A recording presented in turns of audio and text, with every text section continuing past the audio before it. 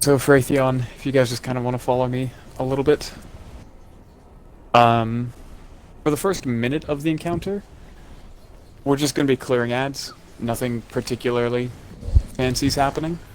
Atheon's just going to spawn right here in the center.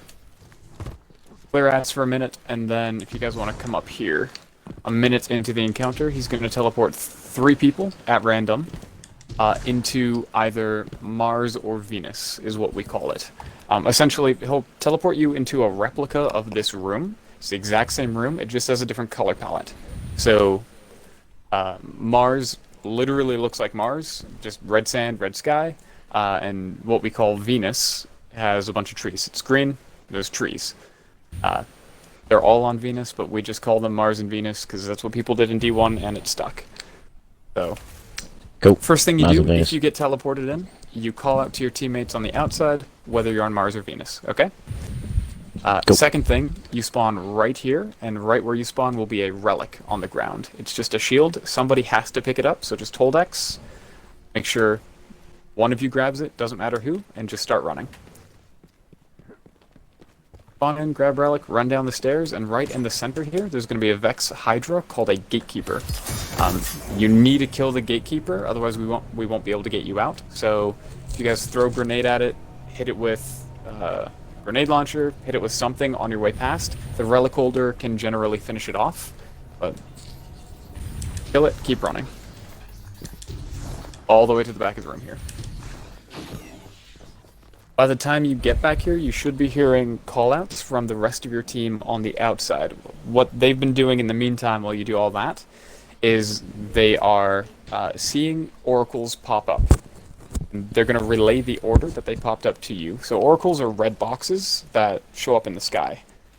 There's 6 places that they can pop up. There's 2 on left, so it can be either close left or far left.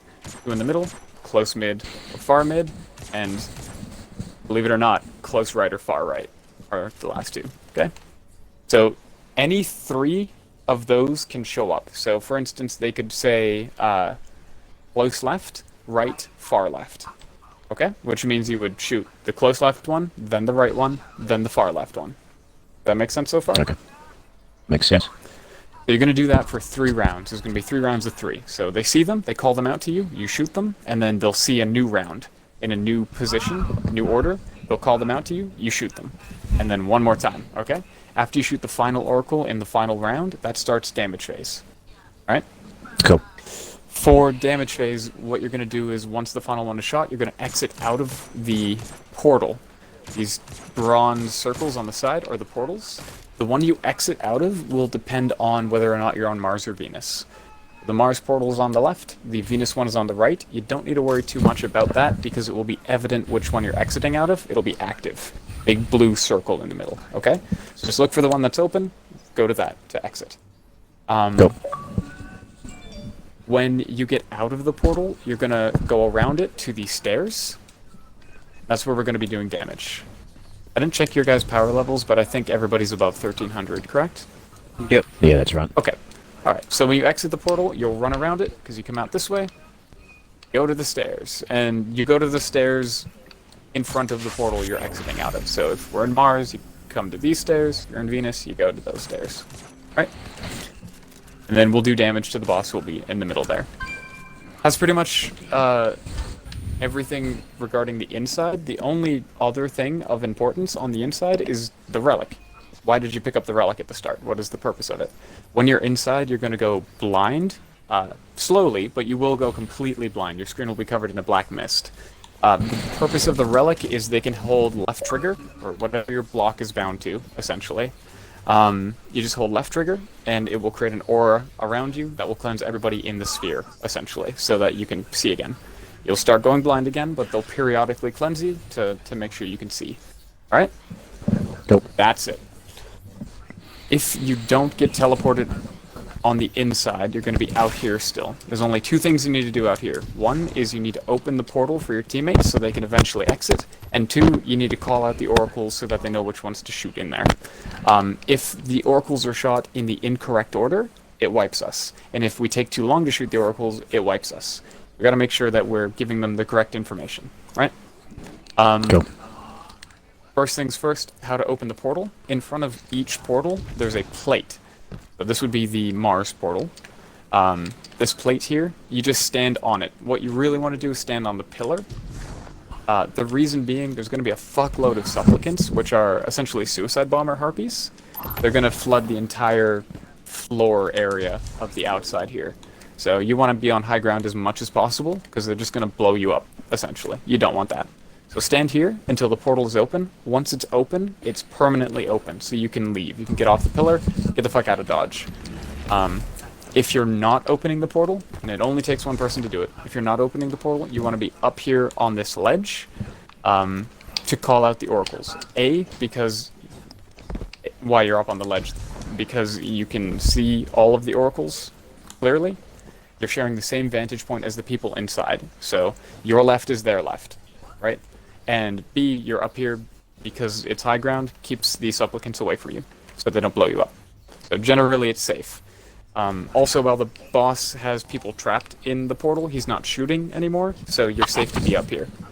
At the start of the encounter, and between people getting teleported in, it's not particularly safe to be here, because he'll just blast you.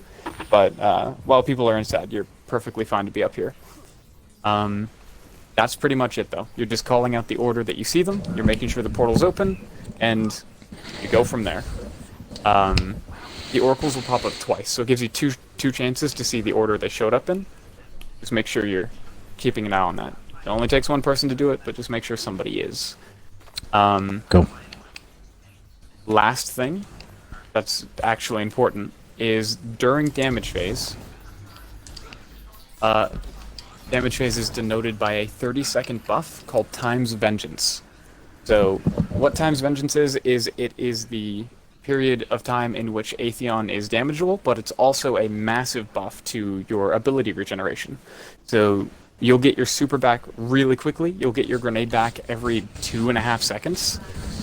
So you can just spam your grenade as much as possible at him and throw your super at him every time you get it, right? You should get probably 2 supers per damage phase. It depends on your intellect stat, but generally you'll get 2.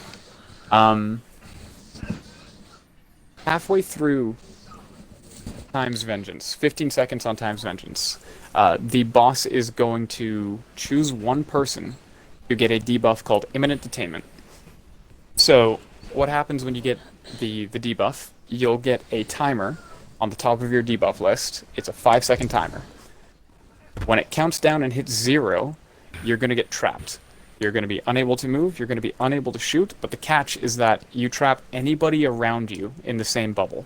So if we're all set up here on the stairs, and you get Imminent Detain, and your timer hits 0 and you haven't moved, you're going to trap the entire team, and potentially wipe us, because none of us can move or do anything.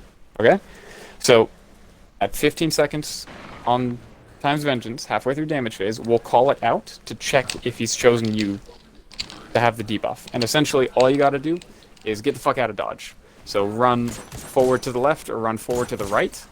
Don't run right at the boss, because A, if he doesn't kill you, he'll boop you back into us, which completely defeats the purpose of running away.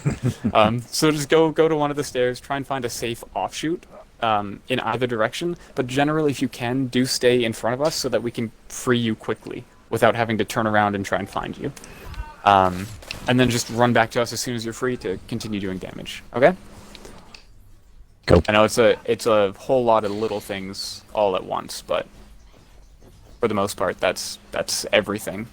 The only thing for Imminent Detain, there's a couple different ways to tell if it's you, other than the debuff. A, your gun will glow pretty violently red and white, so that's quite noticeable.